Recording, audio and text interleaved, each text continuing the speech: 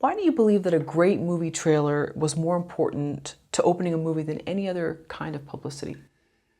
I don't want to discount the importance of publicity by any means. I think you need all the marketing disciplines going at once, working together to build this excitement, anticipation, like a volcano about to erupt, leading up to Friday night, or these days, Thursday night when movies open.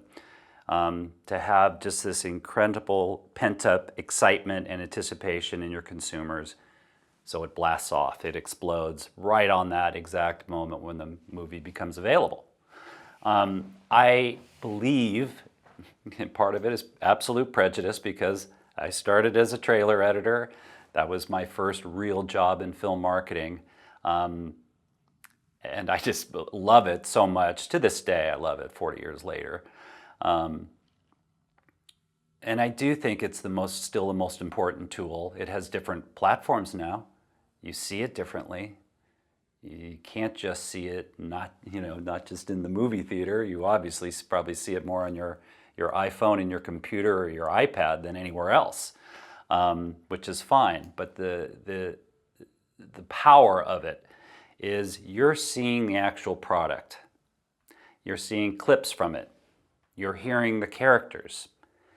Music is in the background. It's making you feel something. That music is either helping the humor. That music is either making you feel sad, romantic. It's scaring you. It's chilling. It's exciting. It's action-packed. Whatever the genre of your film is, that music has got to be pushing the message along with it. It's really the emotional thread that, to me, is the most important aspect of a trailer, of building a trailer. I think it's 70% of the game. I used to go looking for music before I even started cutting. I wanted to find something that gave me goosebumps, and I talk about goosebumps in the book, and how when you're editing a trailer and you maybe join two scenes together with the right piece of music around it. And I used to get literally goosebumps. I used to, oh my gosh, this is magic. I love this. How could this not work on a moviegoer? And you hope when the trailer plays in a movie theater that the movie audience has that same feeling. They probably won't. I'm using a piece of music that means something to me. So whether it has baggage or whether I heard this song when I first met my wife, or there's going to be some background history sometimes with music, but it still should attempt that. I think, and comedies obviously are in a different, certainly a different genre, different category. You don't get goosebumps over watching Dumb and Dumber or Ace Ventura. Laughter is your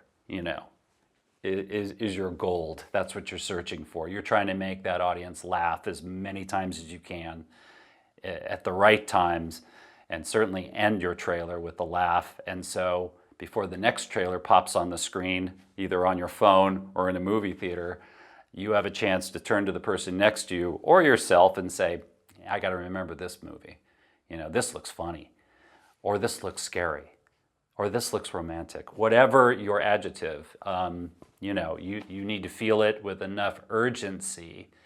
So when the movie does come out a month later, sometimes a year later, hopefully your mind will remember that moment. And when you start seeing ads that lead up to the release of the film, you're ready to dig into your pocket, pull out your wallet, and buy a ticket online with your credit card, which is how movie tickets are bought. But I think posters can't do that. Publicity can't do that. An actor being interviewed in Vanity Fair can't do that. I just think trailers, also their length, as opposed to a TV commercial, which is generally 30 seconds or less. A trailer has 2 minutes to really do a number on you. And I can't think of another, to this day, from the inception of the first trailers, which I think was back in 1929 when the first trailer came out. To this day, I still think that is what creates the strategy for the rest of your campaign.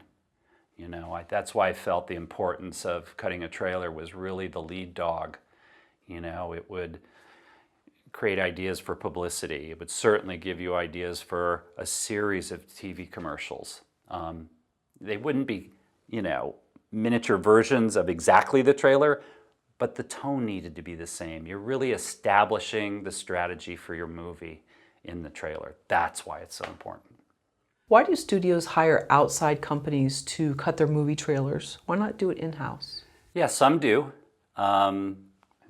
Castle Rock is a great example. Granted, it was not a major studio.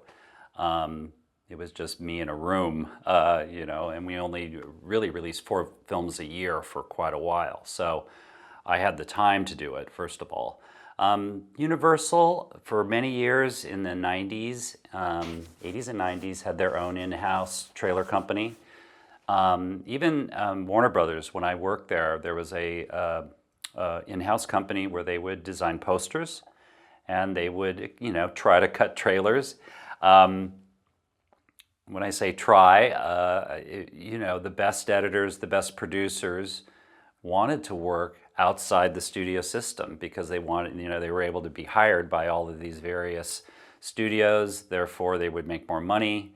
Therefore, the editors would earn more money. So it was more lucrative if you were outside the walls of, say, a Warner Brothers. It was literally, you could get a lot of talented people together in a room. Also, one of the things that's kind of interesting about the agency business, the trailer agency business, is a lot of the agencies specialize in certain kind of genres. When I was in the business, Aspect Ratio, run by Bob Israel and Ron Moeller, were the only shop you would go to if you had a comedy. It's not that that's all they did, but they did it better than anybody. The trailers were hilarious. The movies would usually open. So a lot, and there was one agency known for horror films. They had one of the best horror cutters, a guy named Bill Neal, still working. He basically invented the modern horror trailer. He just came up with all kinds of tricks, editorial tricks that really worked. So, these the presidents of these companies, the founders of these companies, yeah, they had to pay more for this talent, but it was worth it. And the studios just did not pay that level. So they didn't recruit in quite the talent level.